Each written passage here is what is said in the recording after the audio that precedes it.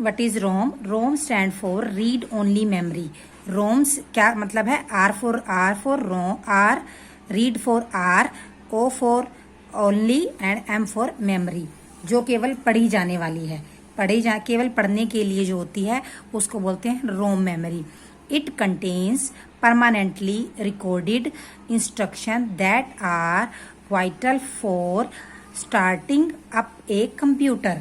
तो इसमें जो है स्थायी रूप से रिकॉर्ड किए गए निर्देश हैं जो कंप्यूटर को शुरू करने या चलाने के लिए महत्वपूर्ण है। इसमें जो ये ROM रोम के बारे में मैं बता रही हूँ आपको, इसमें क्या है, इसमें जो है परमानेंटली यानी कि स्थायी रूप से रिकॉर्ड किए गए जो पहले से रिकॉर्ड निर्देश हैं जो कंप्यूटर को शुरू करने के या चलाने के लिए महत्वपूर्ण हैं।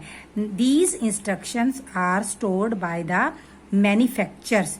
तो ये जो निर्देश निर्माता के द्वारा ही पहले से ही जोड़ दिए जाते हैं, बीच में पहले से ही हमारा जो भी कंप्यूटर हम लाते हैं उसके अंदर पहले से ही फिक्स होते हैं।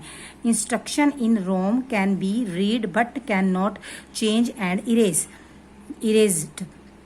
तो क्या कहता है, जो इंस्ट्रक्शन है, जो जानकारियां हैं रोम में, वो केवल हम रीड कर सकते हैं, कैन नॉट चेंज, बदल नहीं सकते और उसे साफ नहीं कर सकते। That's why it is also called non volatile memory. इसलिए इसको क्या कहा जाता है? स्थिर मेमोरी या स्थायी मेमोरी कहा जाता है। For example, audio, video, CD और DVD इज लाइक ए रोम। तो जो CD है, DVD है, तो वो क्या है, एक रोम की तरह ही रोम मेमोरी है। क्यों? क्योंकि उसमें जो गाने होते हैं या जो पिक्चर्स होती हैं स्टोर की हुई, उसको हम सिर्फ देख सकते हैं, हम उनको चेंज नहीं कर सकते और उनको हम डिलीट भी नहीं कर सकते।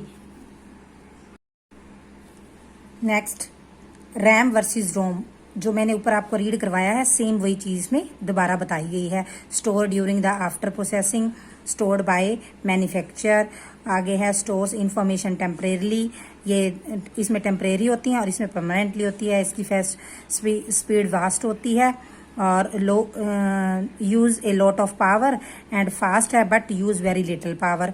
ये वोलेटाइल है, ये नॉन वोलेटाइल है। नेक्स्ट है व्हाट इज रोम। रोम के बारे में फिर बताया गया है, this memory is also known as external memory और नॉन वोलेटाइल। इस मेमोरी को हम एक्सटर्नल, इंटरनल होती है अंदरूनी, आंतरिक, एक्सटर्नल होती है बाहरी मेमोरी यानी कि बाहरी स्मृति, या नॉन वोलेटाइल यानी कि स्थायी और स्थिर मेमोरी भी कहा जा सकता है। This memory stores the information for long time. ये क्या करती है, तो ये जो इंफॉर्मेशन है उसको स्टोर काफी समय तक कर सकती है। Even after the computer is turn off. जब हमारा क्या होता है, कंप्यूटर के बंद हो जाने के बाद भी ये क्या करती है, अपनी जो इंफॉर्मेशन है उसको काफी समय तक स्टोर करके रखती है।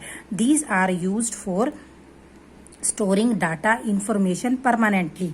उसके बाद किसी सूचना या डाटा को स्थायी रूप से स्टोर करने के लिए इसका उपयोग किया जाता है। It is slower than primary memory. यह प्राइमरी मेमोरी से क्या है, स्लो है। CPU directly does not access these memory, instead they are accessed by input output devices. CPU जो है CPU डायरेक्टली यानी कि सीधे इन मेमोरीज को कंप्यूटर में नहीं पहुंचाता। इसकी बजाय वो क्या करता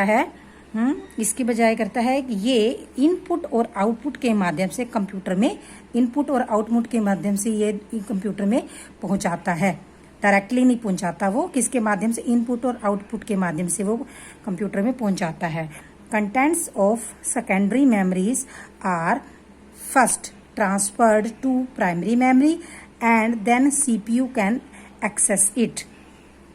तो क्या कहा गया है, तो जो है बाहरी मेमोरी यानी कि जो बाहरी मेमोरी की जो सामग्री है को पहले कहाँ पहुंचाया जाता है, प्राइमरी मेमोरी में पहुंचाया जाता है और फिर CPU जो है इसे प्राप्त कर लेता है। Next, different type of secondary storage devices. जो अलग अलग टाइप के उपकरण हैं उनके बारे में हम जानेंगे। सेकेंडरी स्टोरेज के उपकरणों के बारे में हम जान रहे हैं। नंबर 1 है hard disk. It is the main storage medium for computer.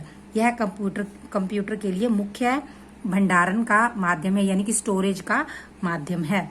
It is fixed inside the CPU box. यह कहाँ होता है? सीपीयू बॉक्स के अंदर होता है। It has large capacity on which we can store large amount of data. इसकी क्षमता बहुत अधिक है और जिसमें हम बहुत अधिक डाटा स्टोर कर सकते हैं। All the programs and data of computer are store in it. तो इसके बारे में बताया गया है कंप्यूटर के सभी प्रोग्राम और डाटा इसमें स्टोर किए जा सकते हैं, संग्रहित किए जा सकते हैं। Hard disk is made up of multiple disc also called hard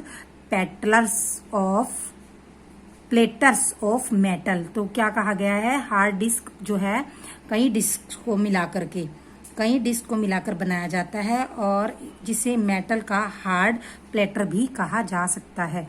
the hard disk can store up to 2 TB to 5 TB of data.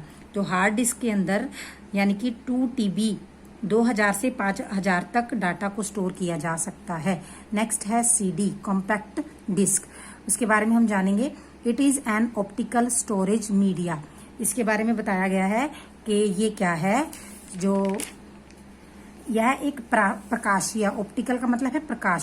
तो हार्ड डिस्क के अंदर यानी कि 2 TB 2000 से 5000 तक डाटा को स्टोर किया जा सकता है। नेक्स्ट है CD कॉम्पैक्ट डिस्क। उसके बारे में हम जानेंगे। It is an optical storage media. इसके बारे में बताया गया है कि ये क्या है, जो यह एक प्रकाशीय, ऑप्टिकल का मतलब है प्रकाशीय भंडारण डिस्क है। It is a thin plastic disk coated with metal. यह एक पतली प्लास्टिक की क्या है, डिस्क है और जो एक धातु के साथ लेपित की गई है, एक उसकी कोट की गई है, उसके ऊपर चढ़ाई गई है मेटल। उसके बाद है it can store up to 700 MB of data and measures 4.7 inch in diameter. यह 700 MB तक डाटा स्टोर कर सकता है और व्यास में 4.7 इंच तक मापा जा सकता है। It can store text, graphic and pictures, music etcetera. इसमें क्या क्या स्टोर किया जा सकता है?